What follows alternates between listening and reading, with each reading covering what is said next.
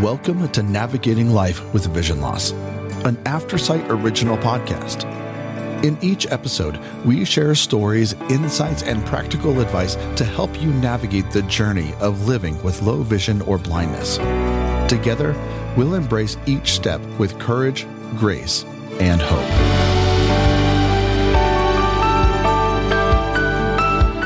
Hello, this is Kim Wardlow. I'm your host for NLVL. We are in our third week of our new series on advocacy. So it's a 16-week series. If you didn't have a chance to listen to the first two episodes, I just highly encourage you to go back and listen to those as well. The first one is just the basics on advocacy, and last week's was self-empowerment. Today, we are talking about advocacy and education. And we're being joined by Penny Rosenblum. And I'm super excited to have her here because she has actually lived all the various phases of this herself as a person with low vision. So a student, teaching students, teaching teachers, doing research. So she's lived all of this. So I'm very excited to have her on to talk about how to empower students, families, and educators to ensure accessibility. Penny, she's nationally recognized expert in blindness education and advocacy. She has over 30 years of experience in research, teaching, and program development, and has dedicated her career to improving accessibility and inclusion for individuals with low vision. She's worked extensively with educators, policymakers, and families to create meaningful change and is passionate about empowering the blind community to advocate for themselves. So welcome, Penny. You're joining us from Arizona. Hopefully you're a little bit warmer than we are. Not quite. It's towards the end of January here in Arizona, in Tucson, southern Arizona, and it was 26 degrees yesterday morning. I think we were 30 degrees this morning. So, oh my goodness! But we do get our afternoons warm up. So, yeah, desert's not what you think if you don't live in the Southwest. If you don't live there, but I'm excited to be here, and so thanks for having me, and I'm excited to be with you today. And I think we have a great topic to talk about for this podcast. Yeah, education is so important, and for kids to have access, for parents to know how to help their kids to have the access they need. So whether it's a parent advocating for a child, a student advocating for themselves at whatever grade level they're at, it's definitely important. Penny, do you want to just share with our listeners a little bit about your own journey into advocacy and your passion for education? Absolutely. Well, I think to tell a little bit about my own background will set the stage. So I'm going to admit here, I celebrated my 60th birthday in August of 2024. And so I am part of a group of about 10,000 people that were born in the mid-60s in the U.S. who were impacted by the German measles or rubella epidemic. And so my mother happened to work as a nurse in pediatrics when she found out she was pregnant with me. So I was exposed in utero to that virus, and that resulted in my low vision. I was very fortunate being in New Jersey in the mid-60s because my mom saw an article in the newspaper that if you had a child who had a disability, call this number. And so I got connected with services through the New Jersey Commission for the Blind as a preschooler. I went to public school in New Jersey, receiving support from a teacher of students with visual impairments in New Jersey. And so was in the regular classroom, but things like learning how to type when other kids were learning cursive. Back then we had these things called, dittos, and mom decided I couldn't see those dittos. They were this blurry purple mess. So she was the president of the PTA and advocated that the school buy a Xerox machine in the early 1970s. My mom kind of modeled advocacy, though at the time I thought she was a pushy mom who was trying to take over my life. So I had some of those early exposures to advocacy. But as I became, a teenager and adult, I recognized that sometimes you can try and pass or ignore something or just not participate, or you can speak up and get what you need and get to participate. And were some tough lessons along the way in high school and in my early 20s before I really came to realize that you gotta speak up for yourself. You gotta let people know what your needs are in a nice way, but you need to stand firm. I know you've worked with some national organizations as well, and are working in some research. And how has that impacted your advocacy work? So if we think back to March of 2020, probably about 5 years ago, just about when you guys are hearing this podcast, we were in the midst of this new pandemic, and it was really impacting all of us, whether we happen to have a visual impairment or not. And at the time, I was the director of research for the American Foundation for the Blind, and had the opportunity to take the lead in several national research studies. Flatten Inaccessibility looked at how the pandemic was impacting adults who were visually impaired, and we had 1,921 participants. Then we did 2 studies called Access and Engagement, and those studies we got parents, teachers of students with visual impairments, and orientation and mobility instructors to tell us both in the spring of 2020 and in the fall of 2020 how education for our students were being impacted. And those reports really served as a springboard for many people around the country to advocate for our students with visual impairments, including students who have additional disabilities and deaf blindness, to ensure that they were getting access to education. Because when the switch got flipped for all of us to go virtual, teachers were struggling. The last thing they were thinking about was, how do I accommodate for the student with a visual impairment, when they didn't even know how to connect to Zoom. So our kids with visual impairments were often being left out of this new world of virtual education. And so a lot of folks used the data that we collected to advocate to ensure our students had access. So Penny, you commented that education was really impacted for kids with vision, low vision or vision issues during the pandemic. Could you explain a little bit more how they were impacted? Absolutely. So when we think about access, and by access, I'm thinking about the curriculum. We have a science lesson going on and the teacher's doing a demonstration. We're taking a test and there's, a document the student needs to fill out with their test answers.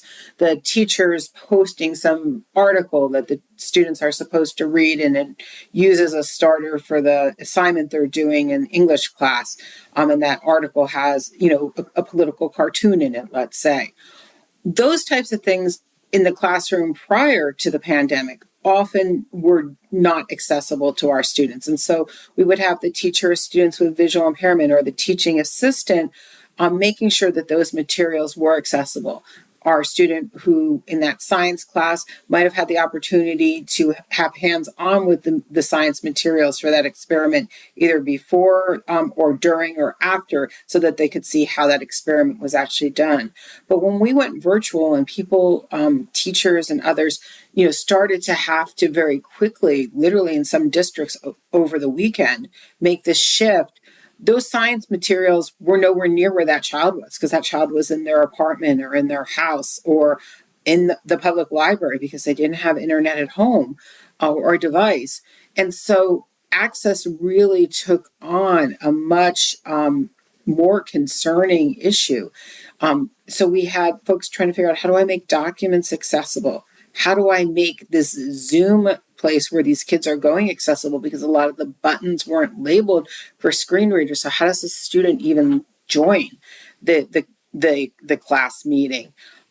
Many of our students have some support from a teaching assistant or paraprofessional that might go to certain classes with them. And now all of a sudden that paraprofessional is at their house and that student's at their apartment. How does that paraprofessional provide support? So we really had to scramble and work on ways to engage students in learning. And quite frankly, some of our students who were blind or low vision, especially our students with additional disabilities and deaf blindness, were not getting access to education at all during the pandemic. but we saw some good things start to come out of it. Companies started to become more aware of the need to make their platforms accessible and their learning tools accessible. Teachers and students with visual impairments and other professionals got more in tune with how can we share documents that we've adapted and made accessible without having to physically go to the school and give them to the student. Our students, many of them, rose to the occasion and learned how to use technology that was either new to them or learned how to use technology in a different way to access education. And in some cases, families got much more involved in their child's education because now their child was at home, and the parent or the caregiver or the guardian was able to see firsthand what was happening in the classroom, and then there was more dialogue. So for some of our students, the pandemic actually had some upsides. For many of our students, unfortunately, it did not, just like other students all over the world. And now in 2025, what does the education environment look like now for students with vision loss or blindness? That's a great question. As we think about 2025, boy, we're into the second half, or the second quarter of the century. That's pretty amazing when we think about where even we were at the beginning of the century, 25 years ago. And I will tell you, it's what I tell any parent. How strong your child's educational program is dependent on many things. First off is you as a parent, your involvement, your ability to advocate for your child. Second is the educational team that's around your child and their knowledge base. We have a range of educators out there, many of whom are extremely very qualified for their position, are doing a dynamo job, but you can't expect somebody to do a dynamo job if they have 40 kids on their caseload. So a lot of our educators have a lot stacked against them, or they don't have district support, or the tools that the district is using, let's say for testing and delivering materials, aren't accessible, and that has nothing to do with the teacher, but they, are having to figure out how do we make sure this child still gets the same curriculum. So we're going to see variability. Some students, everything is going great for. They have what they need when they need it. They're surrounded by a really good team that's helping them build the skills to advocate for themselves, regardless of where they're going after high school, whether that's post-secondary education, employment, a training center where they can continue to learn skills. Other students, unfortunately, are not getting the services that they need, don't have that strong team around them, and or may not have family support. And so sometimes these children are just getting pushed along from grade to grade without getting that robust education that's so important for every child to receive, whether or not they have a disability. What advice would you give parents if they happen to be in a district that does not have the really adequate support? Either the teachers are not as trained, or even if, as you said, the teachers are great, but the supports that the teachers have are not there, or they have too many kids on their caseload really to provide an excellent service. What advice do you give parents if they feel like they're in that situation and need to really advocate for their children? So I think the important thing, if you're a parent, a grandparent, a guardian of a child who is visually impaired, is to educate yourself. So ways you can do this would be to talk to other families who have children to find out what services they're getting, what their education program looks like, knowing, of course, that your child is not the same as that other child. Joining consumer organizations. The National Federation of the Blind has a parent organization. NAPV, National Association for Parents of Visually Impaired Students. If your child happens to have an albinism, NOAA, National Organization for Albinism and Hypopigmentation. And forgive me if I'm getting my fours and my ofs mixed up. But connect with other families to find out what their journey is, so that you start to get a baseline. In your own state, check in with If there's a professional organization, we have the professional organization nationally in the U.S. is called AER, and AER is a mouthful, Association for Education and Rehabilitation of the Blind and Visually Impaired. But AER has chapters throughout the country that are comprised of teachers of visually impaired students, orientation and mobility specialists, folks who work with adults, administrators, and others. Go to a state AER conference and sit in on some sessions to find out, what is best practice. Do some reading online and get yourself educated. And then when it's time to go to your child's Individualized Education Program meeting, IEP meeting, go with a list of comments and questions that you want to make sure are made. Recognize that you can bring an advocate with you. You can bring, your mother, just to have somebody sitting there. So it's not just you, but you have a support person with you. Hopefully that support person will have some knowledge of the law and what your rights are, but that's okay. Just moral support is great too. Make sure you do know what your rights are. So there's a website called Rights Law, WRIGTH''S, Rights Law. Read up on IEPs and what your rights are. Go to a workshop. It doesn't have to be for families of students with visual impairments, but if the district has a workshop or you have a pilot parent organization in your state, go to a workshop just to learn about the law and make sure you know what your rights are. You're in the driver's seat at these IEP team meetings, even though the district and the educators will make you feel like you're not. Ultimately, you have the right to make requests on behalf of your child and to review all the data that has been gathered by these professionals about your child. And you absolutely have the right to be involved in deciding what it is your child's going to be learning in the next year. And so that is when the IEP team is developing the goals and objectives to what we're going to teach your child, how we're going to measure whether your child has made progress on those goals, and then how much service time your child's going to get. You need to be involved in all those conversations. Now, unfortunately, we have a very significant shortage of professionals who are qualified to work with students with visual impairments in the United States. So your child's district may be doing everything under the sun that they can think of and doing it very appropriately, trying to hire a teacher of students with visual impairments or an orientation and mobility specialist. And that position may have been vacant for some time. So that's where it gets really sticky.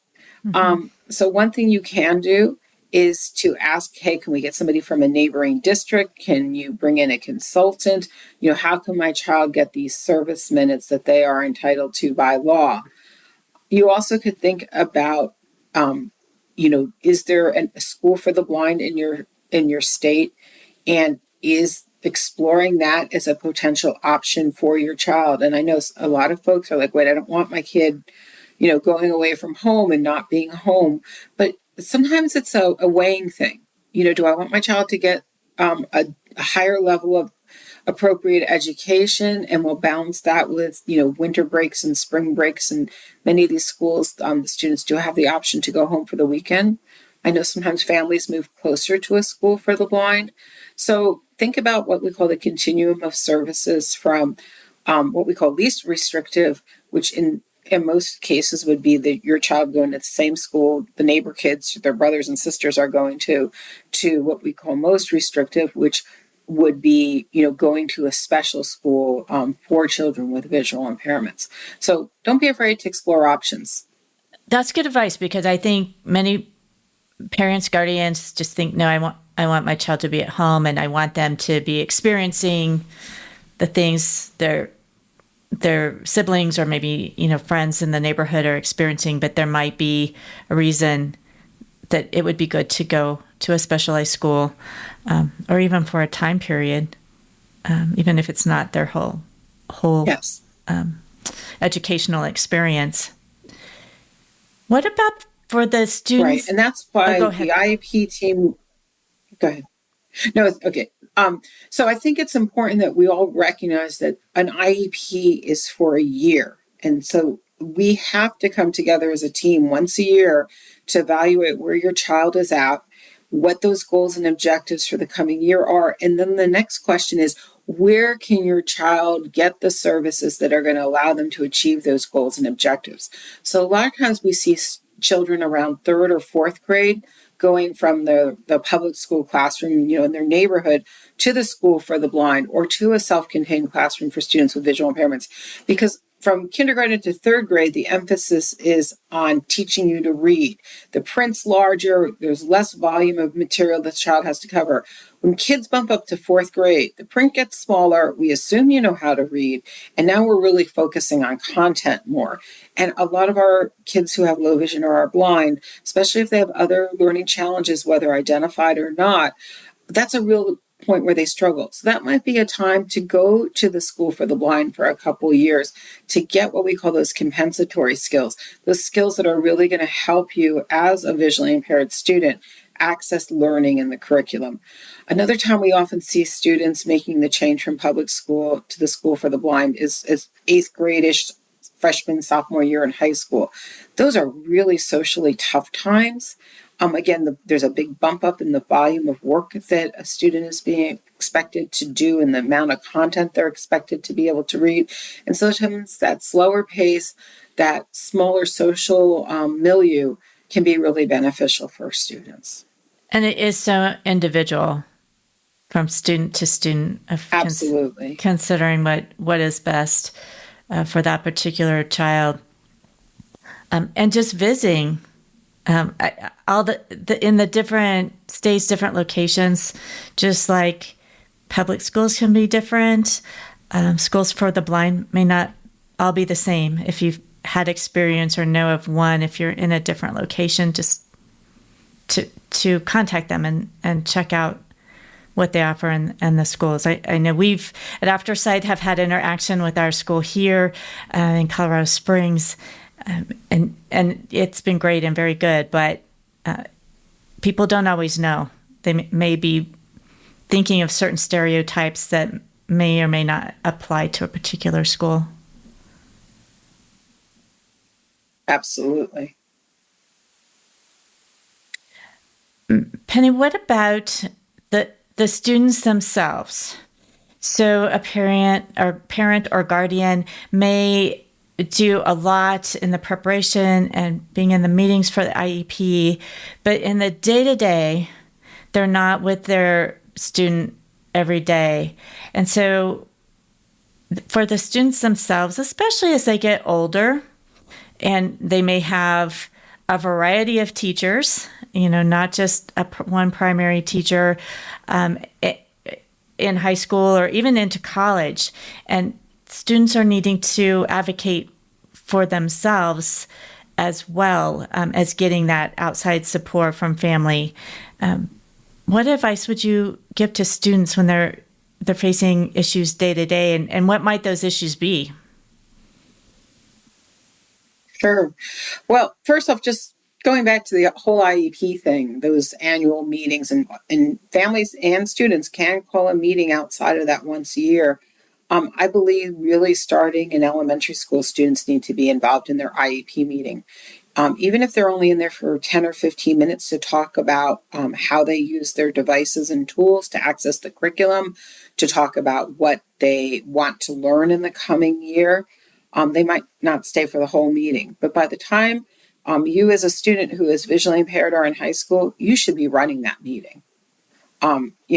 Your parent's going to be there, or your guardian, your teachers, your regular ed teachers, your teacher of visually impaired students, or your special ed teachers, but you should have a pretty big role in running that meeting. In your senior year, you should run the meeting because none of these people are going with you to college, folks. And I think that's really important for students to start thinking about early, and for families to start thinking about. Advocacy skills take time to develop. So even when you're a preschooler, and the teacher's reading a story or showing a video, a YouTube video, being able to say, "Can I sit up front?" is the first step in advocating for a little person. When you're in your classroom as a elementary, middle school student, if there's anything in the curriculum that isn't accessible for you, rather than just telling your teacher of visually impaired students or your teaching assistant, or not telling anybody and just faking it, You need to be able to let people know what's going on. And what we really want to also see is that you have some suggestions. How can we solve this problem? I can't get into the learning management system, whether it's Canvas or Blackboard or Google Classroom, whatever your teacher is using. I can't get in and get that quiz to work for me. Well, can you give your teacher a suggestion on what they can do and what you two can do together so that you can take that quiz? So your suggestion might be, can you email me the file without any, just the text of the file? Can I meet with you after school and can you read the test to me? Can you send the test to my teacher or students with visual impairment or my teaching assistant, and I'll go out in the hall with that person or down to the library and I will take the test. But just guessing or not taking the test and getting a 0 isn't helping you build your skills, and it's taking away from your education. So I always encourage you to think about, what can you do? What are some choices here? What are some ways you can take a proactive role? That's great advice. I know it can be hard for all of us, certainly as kids. Sometimes we hesitate, but really just practicing and advocating for oneself and not being as discouraged. It can be discouraging, I know. So if you try to advocate and you don't get a good response, but it's a continual process from what I hear from people on my staff who have vision loss and others I've worked with. So, and it sounds like you're saying the same thing. It's just something you start with young, and it's an ongoing process of advocating. Absolutely. Penny, you mentioned it a bit ago about being aware of your legal rights and laws, and really, there's the day-to-day advocacy in the classroom, but in terms of systemic advocacy and policy, what are key laws that do affect blind and visually impaired students? Sure. Probably the number one is the Individuals with Disability Education Act. The acronym IDEA, IDEA, is one you'll hear regularly. So IDEA provides a series of rights for families or for children who have disabilities. So the first one is that every child in the United States is entitled to a free, appropriate public education, or FAPE, free, appropriate public education. So that means your child can go to school. Your school district is obligated to provide your child an education, and that's key. Least restrictive environment, or LRE. That means that we're going to find the place for your child to get the education, those specific goals and objectives and services from different professionals, whether it's an orientation and mobility specialist, an occupational therapist, a nurse. Where can your child do the learning they need to do and get the services they need that's the closest to the educational environment they would be in if they didn't have a disability? So typically that's your neighborhood school that, the neighbor kids, your kids' brothers and sisters are going to. Another part of IDEA is around assessment. You need to be notified, and the law stipulates how many days ahead of time, but you need to get notice that they're going to be assessing your child. And in the case of students with visual impairments, there's 3 key assessments that I won't even say may, that should happen. The first is called the Functional Vision Assessment, or if you're in Texas, the Functional Vision Evaluation. You guys always have to be different down there in Texas. But the FVE, or for Functional Vision Evaluation, or the FVA, Functional Vision Assessment, is looking at how does your child use their vision. And this is different than the eye doctor. This is, okay, yep, we understand your kid has a visual impairment, but how are they actually using it in the classroom? Can they see what's being put up on the whiteboard? Do they see that alphabet strip on their desk? Can they access that science experiment? And when we start to learn about, what's challenging for them, another key part of the FVA is that teacher of visually impaired students then makes recommendations so that everybody who's working with your child understands what needs to happen. She needs to sit closer. He needs to use a magnifier. She needs an abacus during math class to do computations. They need access to a tablet, or a computer to be able to get online and take quizzes. So whatever accommodations your child needs are spelled out in the FVA. And then the other part of the FVA is are we going to have that teacher of visually impaired students teach your child how to do so that they can use what vision they have efficiently. Now, if your child is totally blind or maybe just has like light perception or object perception, the FVA isn't going to give us a lot of information. So that's why I'm saying most children will have one. But all children should have what we call a learning media assessment, or LMA. We like our acronyms here in Vision Land. But the learning media assessment looks at how does your child take in information? Is it primarily visual with touch and listening as a backup? Do they primarily take in information through touch, for example, with Braille or pre-Braille symbols? How does your child use their hearing?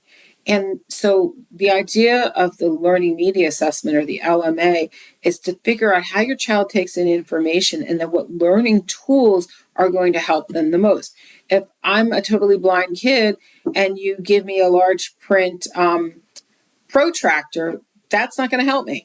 But if you give me a tactile protractor, that has little bumps for, each 5 degrees, that is going to help me with learning. So we have to identify what learning tools are going to help you. And then again, there's a recommendation piece of that report that looks at what do we need to teach you, what do we need to have to in place so that you can be successful.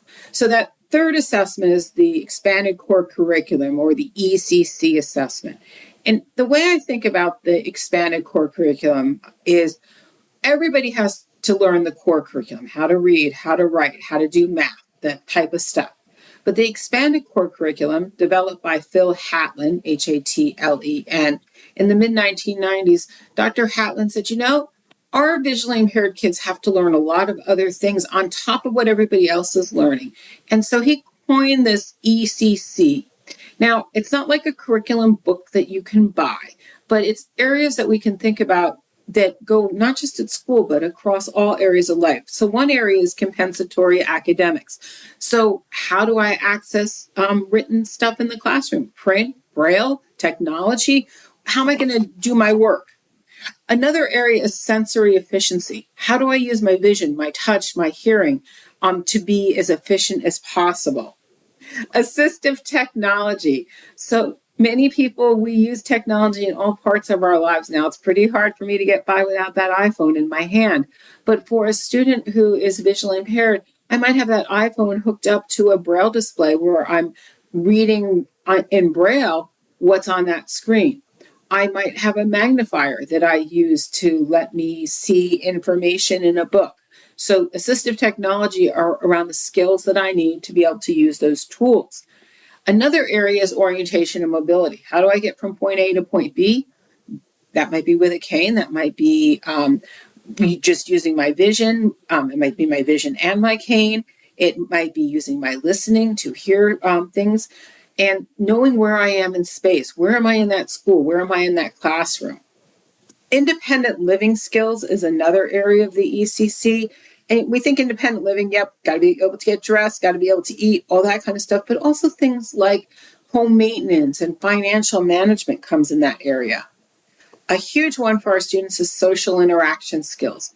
Knowing how to take turns, when to enter a conversation, understanding nonverbal behaviors. I'm giving you the okay sign, or I'm waving you over to join the group on the playground. And if you're not seeing that, then you're missing out on those social interaction opportunities. Another area is recreation and leisure. A lot of our students have weight issues, and part of that is because they aren't moving around the environment. So from a young age, we want to get kids up and moving. We also want to learn what they're interested in. Do they want to learn how to knit? Do they enjoy writing? Can we get them involved in clubs and organizations where they're going to expand on those interests they have and develop lifelong recreational hobbies? Career education.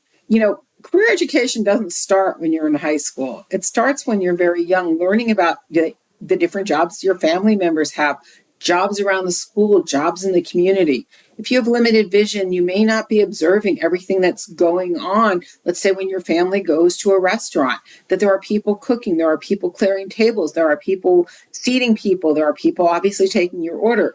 Your child may only have the person who takes their order. They may not know where that food comes from and how many people are involved in preparing it. So they don't have a realistic understanding of what careers are all about. And then the final area is self-determination. And this is what we're really talking about today, being able to advocate for yourself, making life choices, making a plan. So these 9 areas of that expanded core curriculum are assessed by the teacher or students with visual impairments. What is your child's strengths? What are their needs in each of these areas? And what goals can we come up with for the IEP to help your child build on needs in any of those 9 areas? Well, the ECC, those areas, as you said, really do encompass things to be considered beyond school years, even college years. So those seem so important. And they would also apply to students who are deafblind.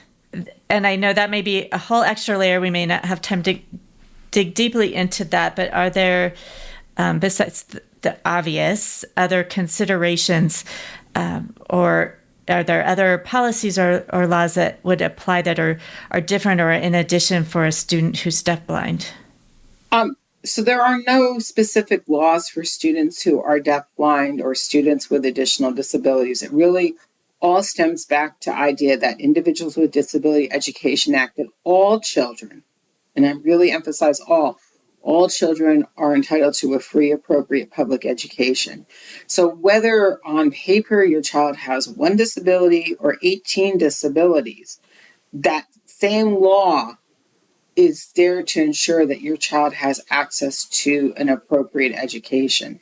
And that's where you as a parent, your child themselves, as they continue to grow and learn, really need to advocate and be thinking about the future. And when I say thinking about the future, I don't mean just the next school year. I mean 2 school years, 5 school years, 10 school years, and ultimately what does that young person want to be doing in adulthood? And what supports do we need to put in place? What skills do we need to teach now as a 5th grader, a 7th grader, a 9th grader, so that when they graduate or age out of special education, they have what they need to succeed and not be at home on your couch collecting SSI. That's so important. I think as individuals, all of us, certainly most of us, want to be productive individuals, no matter our age, no matter our abilities, and I think and parents want that for your child, for their children. As parents, as students are advocating, bringing in community advocacy groups, dealing with school systems, and perhaps other systems. What is your advice for being able to advocate effectively if either as parents or as a student you're coming up against resistance? I think it's really important, long before we get to the resistance stage, that we all keep good documentation. So as a parent, I encourage you to start an electronic file and a hard copy file of materials, because some things are going to come to you in paper, some things are going to come to you electronically, so that you can document if things haven't gone the way that you want. I talked to so-and-so on this date. I received this email on this date. I, have minutes from this meeting on this date. So I think that's important. Documentation from day one for all of us, and teaching your child to do the same as well as they get older. I think it's important that we learn to be good listeners. So, things are not always going to go our way, but, being able to listen to what the other person has to say objectively, being able to restate it back, let me make sure I understand what you're saying. You're saying that you've advertised for a teacher of visually impaired students for 3 years. You've given me a list of places ads have been placed over the last 3 years, but you're telling me that you have nobody to deliver these services to my child. Is that what I'm hearing? And make sure that you're really hearing what you think you're hearing, not what you want to hear or what you assume you're hearing. And then talking about, okay, I understand that you can't snap your fingers here, Mr. Administrator or Mrs. Administrator, and make a teacher of visually impaired students appear, and that you've made a good faith effort. But meanwhile, my fourth grader here is not getting what they need. What other options we have? Can we explore the school for the blind? Is there a neighboring district where my child can be bused to 1 day a week to get the services they need, or somebody from that district can come and deliver the services? How can we work jointly to solve the problem? Because if we just throw up our hands and we just say, I'm done, then we still haven't solved the problem. So how can we work jointly together? And that can be your child who is in history class and, the teacher is not giving them the notes that they need for the lecture in a way that they can access them to be able to study. So, let's sit down as a team and talk about, this teacher is going to say, well, I don't know what the notes are until I type them up 15 minutes before class. Well, great. That's fine that you don't know until 15 minutes before class. Can we have them during class or after class? I understand we can't get them the day before. We'll accept that. But where can we compromise? That's great. Looking for creative solutions, finding allies, all those types of things can be really helpful and supportive, and just helping parents to not feel like they're advocating alone. Penny, is there a story or a couple stories that you could share with our listeners that you have seen success when either yourself or others that have advocated successfully and have seen change? It was interesting. I was working, providing some support in a local school district in the role as a teacher of students with visual impairments, because it was actually a school district who felt like they didn't have enough students to hire a teacher. And I had a first grader who, when I met her, she's a little girl with albinism. She was being teased on the playground. She was wearing sunglasses on the playground, and other kids were calling her Miss Hollywood, thinking that she thought she was a star, and needed special treatment. And, she was always kind of pushing her way up to the front of the classroom to sit, up front so she could see things. And so when I went in to meet with this little girl the first day, I had met with her parents. I had met with a first grade teacher ahead of time. And I went into the classroom and I went up to the little girl and I said, hey, my name is Miss Penny. I came to see you today. Do you know why I'm here? And she said, because you're going to get me new eyes and new hair. And I'm like, no, sweetie, I'm not going to get you new eyes and new hair, because you have beautiful blonde hair and we all have the eyes that we have. But we are going to talk about how you can use your eyes better, and also what you might want to tell your classmates so they understand that your eyes don't work the same way as their eyes work. And so I started working with this little first grader, and together we did a little in-service for both her classroom and the first grade classroom next door, so that both classes were going outside to recess together. So it really turned out that some of the kids who were teasing her weren't actually in her first grade class. They were in the first grade class next door. And so by helping that little girl start to get some vocabulary to explain to other children why she was wearing sunglasses and a hat at recess time, why she was, sometimes, going to the front of the room and, was cutting the line, so to speak, started to help her get some tools to be able to advocate and start to be able to explain to others what she needed as a low vision child. Now, you got to keep in mind, I went to college back in the early 80s, but I left New Jersey and went to a very small college in St. Augustine, Florida. And at the time, I had very little orientation and mobility instruction. And I really quickly was totally disoriented in this small town.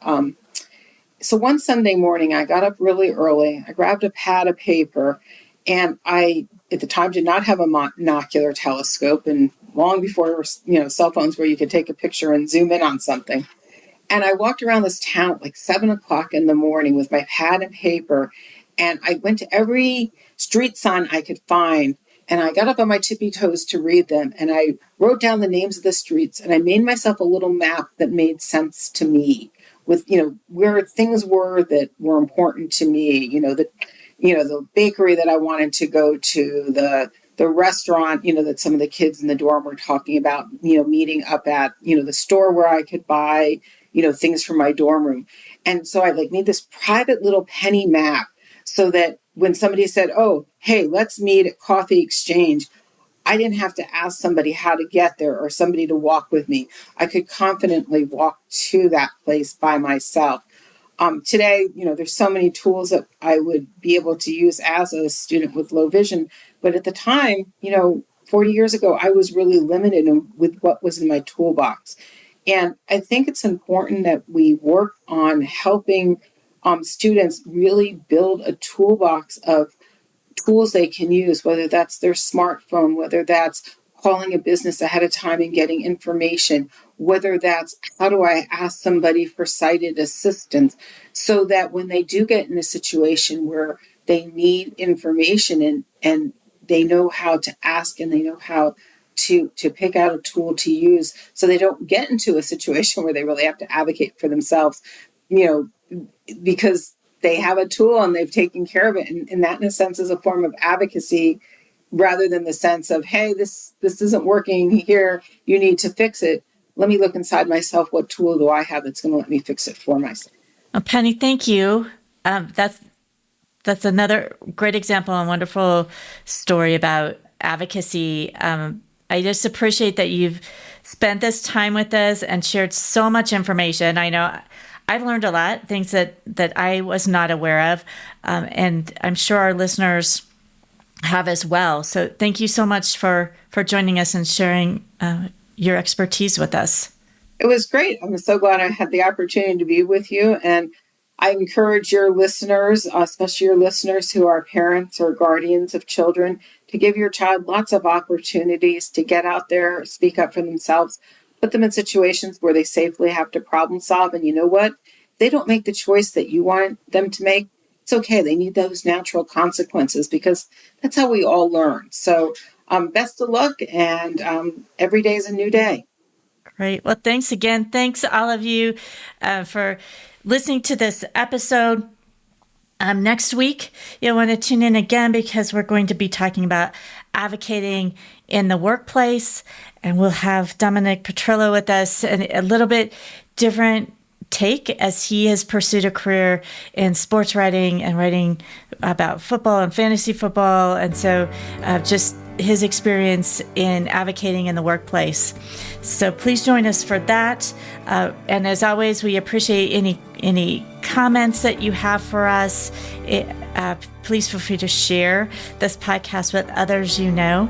And as always, we hope this information has helped you to live your life with vision loss.